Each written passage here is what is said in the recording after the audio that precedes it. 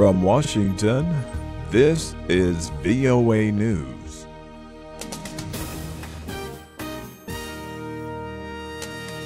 I'm Michael Brown reporting. U.S. Vice President Mike Pence is urging North Korea not to test the resolve of President Donald Trump. Speaking in Seoul, Pence said all options are on the table to achieve a denuclearized peninsula. In Washington, the White House said Monday afternoon, don't expect President Trump to issue any red line warnings to North Korea, citing they have not worked in the past. White House spokesman Sean Spicer says President Trump is building a relationship with China's President Xi Jinping that could hopefully help resolve matters with North Korea. On the economic side of things, China is the number one importer of North Korean coal. I think to see them curtail some of that has a real economic impact on the region. There's a lot of economic and political pressure points that I think China can utilize, and we've been very encouraged with the direction in which they're going. Meantime, many in South Korea have grown concerned that the U.S. might take unilateral military action against North Korea that could plunge the region into war. South Korea's make that South Africa's political issue.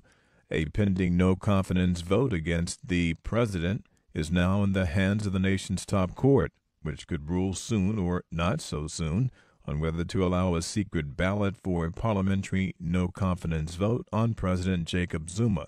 VOA's Anita Powell reports. The showdown South Africans have been demanding for weeks is not likely to happen soon, as a no-confidence vote for the increasingly unpopular president has been postponed from Tuesday, pending a ruling from the nation's top court. The postponement is yet another twist in South Africa's increasingly complicated political drama. The main opposition Democratic Alliance asked for the no-confidence vote, which was set for April 18th, in response to President Jacob Zuma's widely unpopular decision last month to fire a well-respected finance minister and reshuffle his cabinet. But after the DA tabled the motion, the smaller United Democratic Movement asked for the vote to be a secret ballot, in what would make it easier for members of Zuma's African National Congress to turn on their leader. His term ends in 2019. Anita Powell, VOA News, Johannesburg. This is VOA News. Hundreds of people demonstrated in two separate neighborhoods of Istanbul on Monday protesting the slim victory for President Erdogan in the referendum granting him greater powers. What? Well, actually we are protesting today because the results the results announced by government is not the real one, because actually the we voted won. International monitors are questioning the fairness of Sunday's referendum in Turkey, saying it was contested on an uneven playing field. At a news conference in Ankara, monitors from the Organization for Security and Cooperation in Europe said the No campaign faced numerous obstacles, including a lack of freedom of expression and intimidation. An electoral board decision to allow as valid more than 1 million ballots cast without the official stamp has caused particular outrage.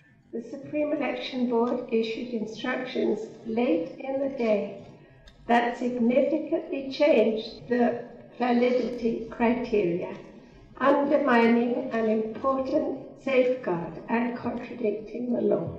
The referendum, which would create a powerful executive presidency from the current parliamentary system, only narrowly passed, and opponents are seeking a revote.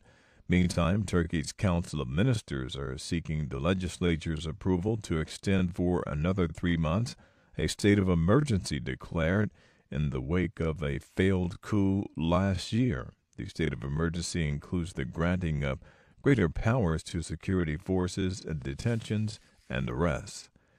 Paraguay's President Horacio Cartes says he will not run for a second term next year after signs he would try to hang on to power sparked deadly riots. Paraguayans presidents have limited to a single 5-year term since 1992, following the brutal 30-year military rule of dictator Alfredo Stroessner. And in the U.S., the daughter of an elderly man whose murder was posted on Facebook told CNN tonight that she has forgiven the person who took her father's life. She spoke Monday as police in the city of Cleveland announced earlier in the day that a $50,000 reward, is being offered for information leading to the arrest of the 37-year-old man accused of the crime. For more news, join us at voanews.com. I'm Michael Brown reporting here in Washington. That's the latest world news from VOA.